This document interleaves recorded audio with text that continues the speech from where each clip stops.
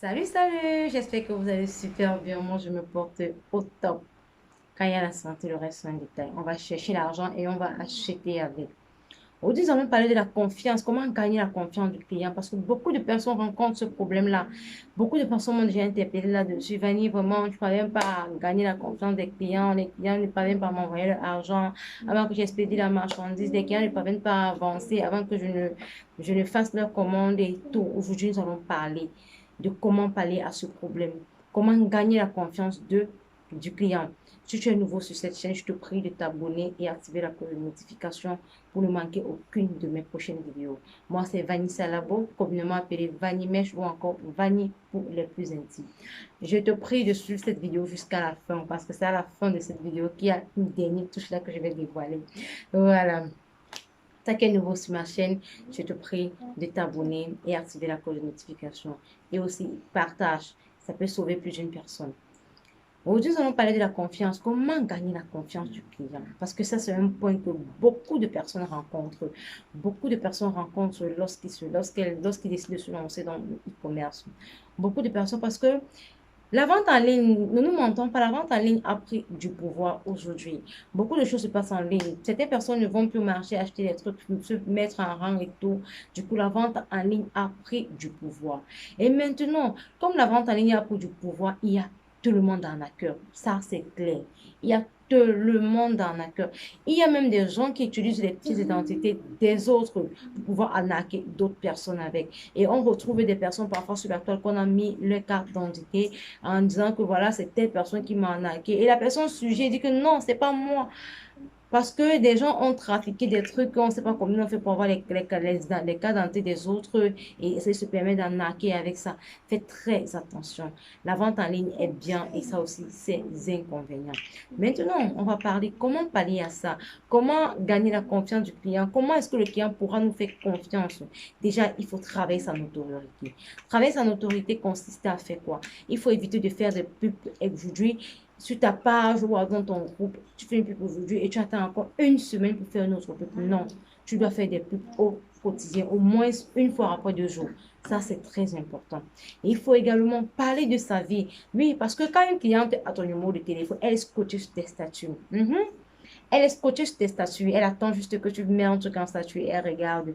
Et il faut surtout même vous avez les enfants à la maison, souvent, utilisez vos enfants parfois pour faire même votre publicité avec ça, c'est juste une parenthèse. Et parfois, même l'enfant fait un truc qui est un peu drôle là, tu mets en statut. Ça fera en sorte que à chaque fois qu'une cliente va regarder, va voir quelque chose que tu as posté en statut, elle aura envie de regarder en fait. Parce que c'est ça. Parce que quand tu réussis à garder le contact d'une cliente, ce sont ces trucs en fait qui font en sorte que demain, si elle n'a pas pu te passer la commande aujourd'hui, demain, elle le fera à cause des petits trucs qui font en sorte qu'elle s'accroche sur ton statut. Voilà, tu parles de ta vie au quotidien. Même si c'est un bref aperçu, tu n'as pas besoin de parler de ta vie intime, ta vie vraiment, ta vie personnelle. Donc, je parle de juste un bref aperçu parce que les gens aiment bien lorsqu'on leur parle de nous. Voilà. Et en plus de ça aussi, qu'est-ce qu'il faut faire? Il faut faire des témoignages au quotidien. C'est très important. Fais des témoignages, même si ce n'est pas au quotidien, fais des témoignages à chaque fois que tu livres une cliente. Prends la peine de lui demander, Madame, est-ce que vous avez été satisfait du produit? Ou alors, quand elle te fait un retour positif, même si elle te fait quand elle te fait un retour, prends la peine de faire les captures. Et avec ces captures-là, tu pourras de temps en temps en balancer sur ta page Facebook ou alors sur ton compte TikTok, Instagram, sur tes statuts. Ça fera en sorte que quand tu mets cliente satisfaite depuis Yaoundé, si tu es à Douala, une cliente qui est à Yaoundé qui te suit depuis, elle va commencer à te faire légèrement confiance. Voilà. Et en plus de ça aussi, il y a des clients qui vont t'appeler, vont te dire, qu'est-ce que tu me garantis? Est-ce que tu me garantis que c'est garanti que je vais envoyer tout mon argent et je vais recevoir ce que je t'ai demandé ou alors tu vas pas m'arnaquer? Certains te diront certainement, je suis pas dans la même ville avec toi, je veux d'abord que tu m'envoies ta pièce d'identité. Dis à la cliente que madame, je n'ai pas besoin de t'envoyer ma pièce d'identité parce que déjà, tu ne sais pas qui est de l'autre côté. Ça peut être une cliente, mais tu envoies ta pièce d'identité et demain, elle prend cette pièce d'identité-là même pour aller peut-être faire un truc ou alors peut-être même, excusez-moi, arnaquer quelqu'un avec cette pièce d'identité en disant que c'est toi qu'on rencontre sur Facebook depuis un bon bout déjà. Ce que tu fais, ce que tu dis, madame, il n'y a pas de souci, on va passer un appel vidéo ensemble. Tu passes ton appel vidéo avec la cliente, tu arrêtes ta carte d'identité en main, tu présentes ta carte d'identité à la cliente, que regardez madame, ça c'est moi, voilà ma pièce d'identité et c'est moi en face, voilà le nom et ce nom que je donne tous les jours. Vous voyez un peu l'impact que cela aura sur la cliente. Elle va commencer un peu à s'approcher, même si ce n'est pas trop ça.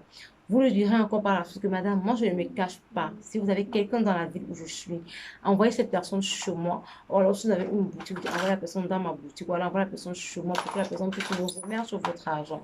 Là, vous saurez au moins où est-ce que je me trouve au cas où il y a un souci. Là, la cliente sait en fait que beaucoup de personnes n'aiment pas montrer leur maison. Mais lorsque tu dis déjà ça à la cliente, elle va dire, oh, waouh, cette dame vraiment, ou alors ce monsieur vraiment, il est vraiment intéressant. Ce n'est pas un arnaqueur. Si elle doutait de toi si elle doutait de toi à 99%, je te rassure que le doute va baisser, ça va tomber à 10% parce que là, au moins, elle aura au moins une fiabilité, au moins que la personne qui est en face d'elle n'est pas quelqu'un d'arnaqueur. Et là, elle pourra même t'envoyer l'argent sans toutefois envoyer quelqu'un chez toi. Je me suis un peu, elle pourra envoyer l'argent sans toutefois envoyer quelqu'un chez toi. Il y a aussi un point aussi, il faut souvent parler le langage des clients. Une cliente vient t'écrire, elle va t'écrire un français courant, comme tu as trop fréquenté. Tu vas aller à l'école, tu vas lui sortir le français soutenu. Est-ce qu'elle comprend ton langage? Elle ne comprend pas ton langage. Parce que c'est pour rien que vous allez voir MTN Cameroun, quand ils font parfois les pancartes là en route là pour la publicité, ils vont te dire, si tu veux Yamo, compose-le. Vous voyez un peu l'impact que cela a sur la population.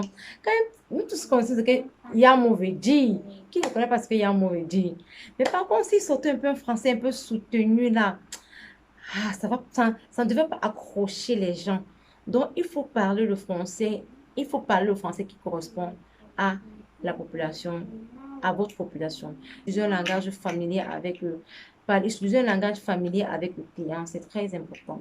Oui, ne pensez pas peut-être que comme vous avez été à l'école, vous avez un master, vous avez ci, vous avez ça, vous allez parler le français assez soutenu au client. Non, il ne s'agit pas de ça. Ici, il s'agit de se comprendre avec le client. Alors voilà, c'est ce qui était pour cette vidéo. J'espère que cela t'aidera.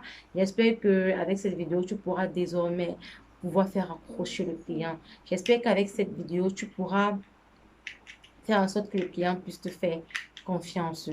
Donc, je te prie vraiment, si tu t'es pas encore abonné, abonne-toi et surtout partage cette vidéo. Ça peut sauver plus d'une personne. On se retrouve la prochaine fois pour une prochaine vidéo. Ciao!